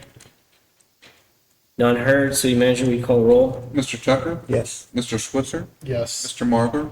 Yes. Mr. Scray? Yes. Chairman Langford? Yes. Motion passed. Excuse me. But All right, so we're done for now with section 8 verbiage. We'll move on to section 9. We're coming up on 7 o'clock here, so in our 2-hour mark. So just kind of off the top, does anyone have anything that really they want to discuss initially with 9? We're not going to solve, we potentially might not solve 9 tonight, and that's okay. yeah, I just want to ask a question to start with, Amy. So that what they put in section 9A charter review, it says this charter shall be reviewed by a committee appointed by resolution of the city commission every 5 years. There has been debate when I've asked people 5 years from when. What is the legal review on that? How would people normally interpret that from a legal standpoint? So the last review occurred in 2021 in 2022-ish, right? And it was on the 2023 ballot. And now we're doing this in 2026, 2025 and 2026, looking at 2026 and 2027 ballots. So 23, right, 24, 25, 26, 27, that's 4 years. But we started at 5 years. I have 2 points I want to make on this. If you are asking me, when does 5 years start running? It will, in my mind, the 5 years starts running when you finish this effort. So if you finish this effort in 2027, I will say that Doesn't start. plus 5 years is when the 5 years starts running. But I will also say that I don't interpret this to mean you can't review the charter More often. sooner than that 5 year It just means every benchmark. 5 years at It's, least. the spirit, as I understand it, is 5 years don't go by Without. without someone looking at it. Yeah, that's kind of where I'm at. I like it at a minimum every 5 years, not every 5 years. Like it's so rigid that you can't do it before or after that you're just locked into the 5 year data. But yeah, that's just how I see it. But I kind of feel the same way as you do. And there could be some verbiage in there that When you would. see at least every. That's what I was saying. Yeah, at a minimum or at least every 5 years or however we need to say it. With the exception of times where something would need to be just like what happened with the city clerk, right?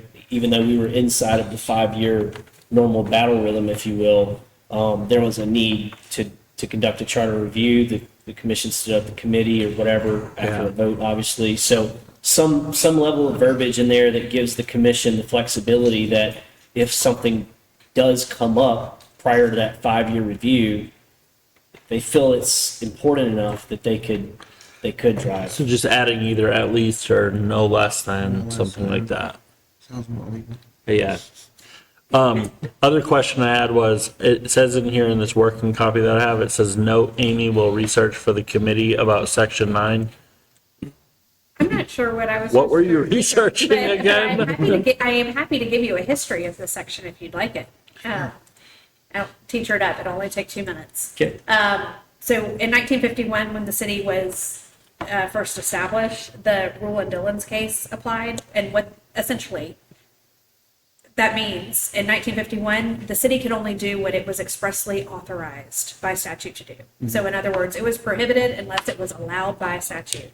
In 1973 or 1976, the law changed to give the cities home rule powers, which means that now you can do anything you want unless it's forbidden. The converse is not true. So the general laws to apply here can be interpreted differently based on what point in time you're looking at, but I read it to mean now you can essentially do anything unless it is forbidden. Unless the charter itself or state law or constitution forbids it. Right. But the way this is written, provided that nothing in this charter shall be construed as limiting the power of the city commission. In fact, this committee has recommended things that limit the power of the commission to enact certain ordinances or resolutions. Which you can because you're putting it in the charter. That's correct, but I They feel have like that language has they have unlimited rules, or change it to say unless limited by this charter, right? Because basically they have the authority to legislate. to do all things. But we can restrict them through the charter to an extent. And you have done that in your section 6 and to a lesser extent in section Yeah. 8. It's the only way to. And we're just getting started. So, So I do think that second half of the existing section 9 needs to be tweaked a little bit to acknowledge, in fact, that there are things in this charter that should be construed as limiting the power of the commission, because that is expressly your intention.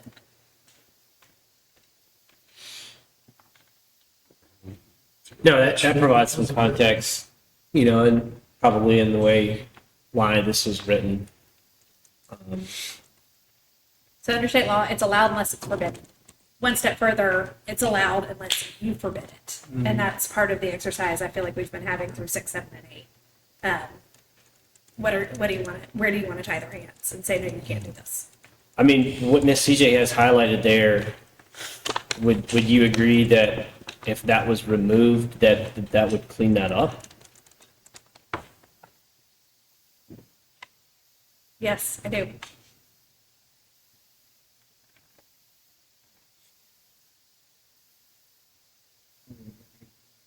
so basically you're saying at that point, if this passes, you're saying to the people, you people, the whole people of Lynn Haven, have the power to amend your constitution or your charter to restrict the commission on what laws. Anybody got a good optometrist? I need new glasses. any laws or ordinances that they may pass. So for example, if the people wanted to put in the charter something that says the commission can no longer pass ordinances that restrict us from having chickens, then so be it. Then they cannot do that. That's an example. But don't they have a certain percentage of voters that have to bring that up to have a referendum for that? I don't know if you're saying the same thing or. So if in the future, so by removing this, what we're saying to the people is, if the people of Lynn Haven want to restrict the commission from passing a specific ordinance, Right. they could do so through the charter by putting in the charter saying the commission shall not be able to do X, Y, Z. The example I'm giving is the commission shall not have the authority to restrict the ownership of chickens in the city of Lynn Haven. You don't need this language. Right, if by getting It doesn't rid, affect that. okay. This section doesn't affect that right. So by removing this, what are we saying? You're saying that all. Or what are we no longer saying? Well, what I think you intend to say, and how I read this is that this all general laws of the state apply to the city. Period. So long as they're not in conflict with this charter or with ordinances and resolutions enacted by the city commission. And even that is a little bit squirrely because the state laws will preempt and supersede your stuff. I think more importantly, I agree with this being removed simply for the fact that where it says that nothing contained in this charter shall be construed as limiting the power of the city commission. And the charter should be able to limit the power of the city commission. Correct. That's why this has to be removed. Okay. If this is in there, that says that, We can't. hey, you can't, the charter can't limit their power. Well, no, You you just can. got it. And we actually are doing that with Correct. say you said. Correct. Okay. And that's why it's important that that be Yeah, I agree. removed so that the charter can limit. Now they still got to vote to put it on the ballot, That's which they're not going to do, but whatever. That's what I said. You know, Yeah, thank so step is just smoke and mirrors, but okay. Now it makes sense to me. So do we need to put something in the charter that allows the citizens to bring forth direct democracy referendums for the ballot? It's already there, isn't it? Like a certain number of signatures or something? Some cities do that. I think it's. I mean, the state does that, It's doesn't it? state law. You can bring up a referendum for, I think it's Is there a 10%. way to signatures? Yeah, it's 10% signatures. There you go. Even if you put that in there, they're not going to put it on the ballot. to No, be no, voted on it- it. It's it's- state law. No, they have. to. Bypasses I know. that. I'm just talking about in this chart Right. right here. Oh, I get what you're saying, yeah. Still gotta vote. Okay, yeah, the state law already provides for a petition signed by 10% of the registered electors to bring a charter. Okay. Your job. Well, we know what Corey's gonna get up to. They'll throw that one in the big trash can if they send it to them. Okay, I'm good, yeah, I'm good with taking that out and adding at least, because I think that pretty much covers what at least covers the concern I had, and I didn't really think about that, but good point of bringing that up, that we are trying to limit their powers, so we need to get rid of that in order to do that. Otherwise, they'd say, haha, you can't. Well, we have a, Well, the challenge will come for your city attorney who's trying to honor both all of the restrictive language, the handcuffs you have given, and then this that takes away those handcuffs. And it's really tricky Yeah. to do. No legislative body should have unlimited power. Yeah. Thanks for bringing that up. So, kind of moving down to 9A, Miss CJ, there, we've already kind of had some notions there to put at least every 5 years and not just every 5 years to remove the rigidity of that 5-year schedule. Is there any appetite to put anything in there unless, the commission may determine beforehand due to, whatever, as long as there's a certain vote, or is there any? I don't think you need to, because you're saying the bare minimum is every 5 years. If they want to do it every 3 years, they Okay. could. Okay, Yeah. all right. Do you mind if I challenge the requirement that the committee be stood up by resolution? The fact that your I was gonna committee ask. is in the charter, it's a standing committee in my mind. So Yeah. it just needs to be appointed and filled up. but I don't think you need a resolution to make an appointment. So that was actually leads into a bigger question that I have about committees, which if we want to delay this, we can. But what is the difference between a committee being set up by resolution versus a standing committee and being appointed?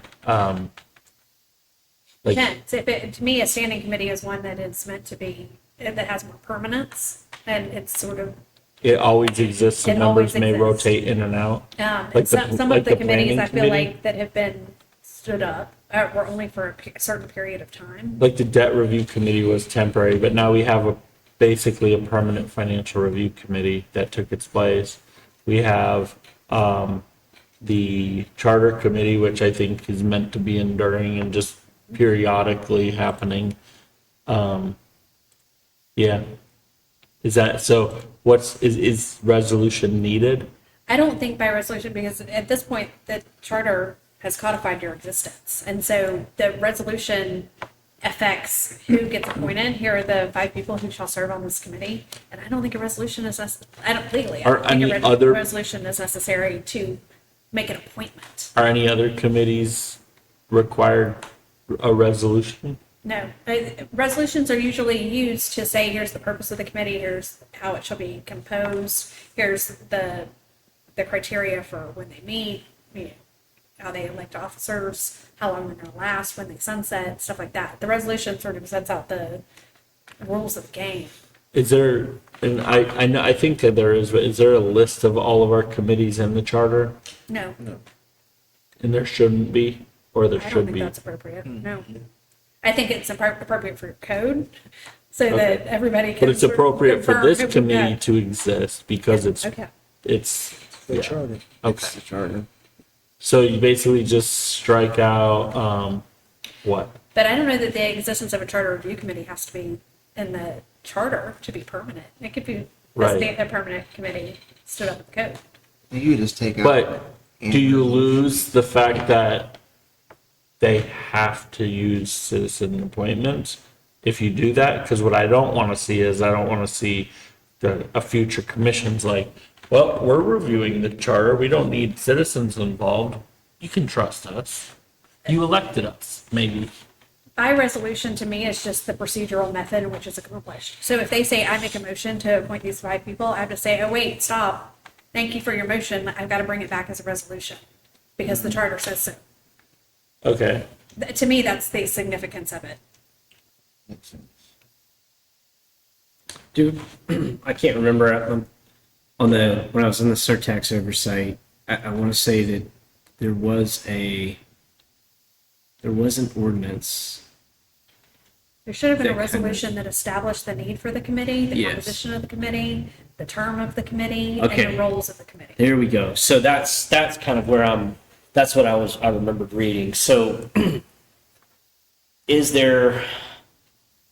would there be a time where the commission would, by resolution, direct this committee to do a targeted review of certain things? In other words, let's say, for example, I mean, the whole reason we're here was to evaluate the position of city clerk, right?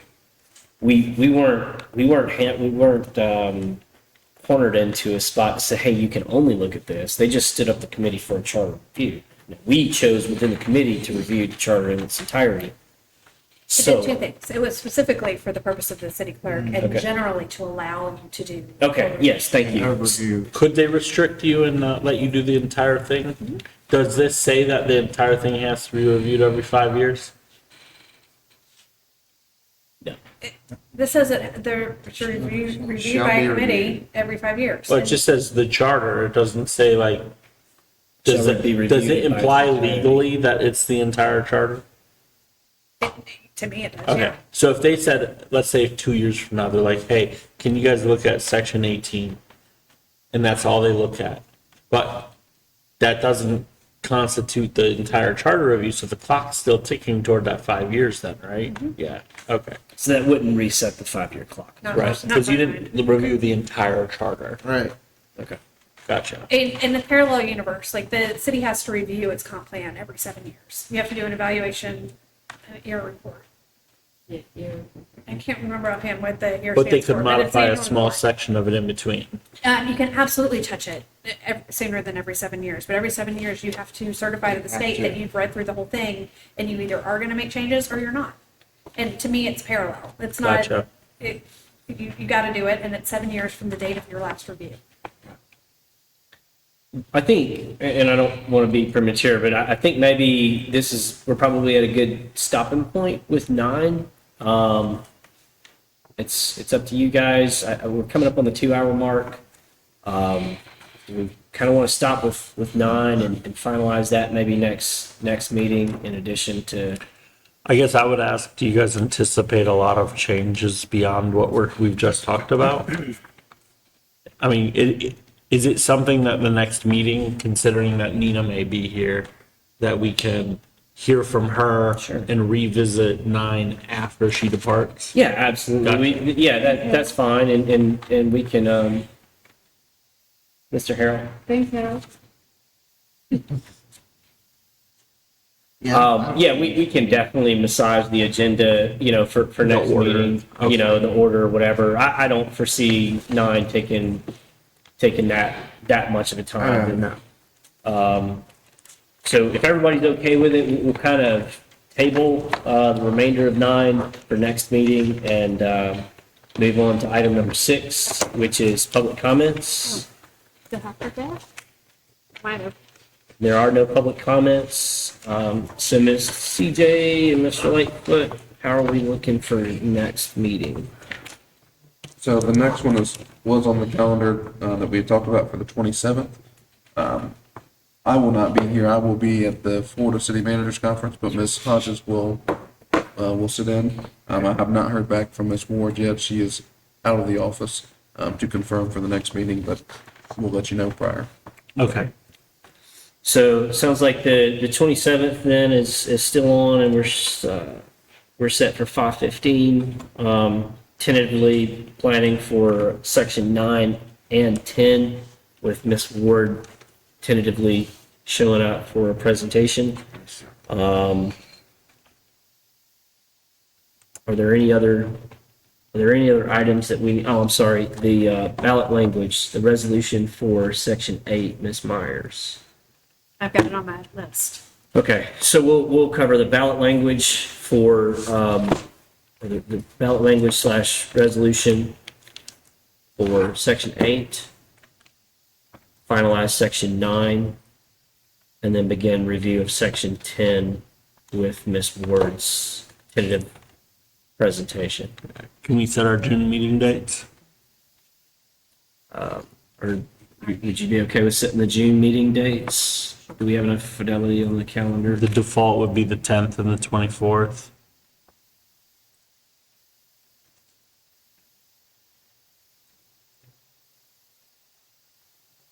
Is everybody, or is the 10th and the 24th gonna work? You got any cruises? No, not thinking. I'll be in Out of the Japan. country. You'll be what? I'll be in Japan on the 24th, but I can have somebody cover. I'm going Okay. there. No, I 10th don't and have 24th is good. anything. I don't have anything on this. Okay. So probably good for the 10th and the 24th for initial dates there. So 10th and the 24th. And then it's a ways out, but I'm just gonna bring it up now because I really don't want to miss any of these, especially as we work on the potential of moving the dates. I will be out of the area on July 8th, which was a scheduled meeting, but I also would not be available on July 15th either.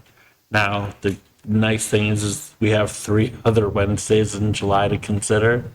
So I don't know if you guys would consider having meetings closer together, or maybe if you guys would even entertain that, considering how busy summers are, if we just did 1 meeting in July, if that would be considerable for you guys. yeah, I mean, I think we're at a pretty steady pace. July is a holiday month. I get a lot of people's out of town or whatever for the 4th. I mean, it's up to you guys what y'all think. I mean, I appreciate the coordination, with schedules, but also understanding that, one committee member is not gonna stop the city business from. Yeah, I'm just trying to be considerate of Sure. the fact that we've scheduled around other people's things. you know? Yeah. No, that's fine. So, yeah, I mean, I think maybe next meeting we can kind of delve into the July deal a little bit more, but I'll set Gene for now, but thanks for that info. Are there any other comments for next meeting? I'm going to go to the Panama City Charter Review Committee because they're bringing up the council and the mayor and how they're doing things with terms. They're in the same exact boat we're in, except the mayor's only 2 years. But their people would have 18 months as well. And they're trying to When's- figure out. When is that going to be? The deputy clerk's going to call me and let me know, but she said that they've got the language to make the change. Well, they don't know what to do with the commission yet. Okay. So I'm Yeah, 'cause definitely be it- interested in that. Nina had told me when I was talking to her is you can correct me if I'm wrong, but you can technically shorten their terms, right? Or you can extend their terms. So for example, let's say it was on the April ballot. So you would say, hey, the current seat 3 and 4 would be the next ones up. They would have been up in April 2029. You could do them you could do them in November 2028, or you could do them in November 2030. Right. So you could either shorten their term or lengthen their term.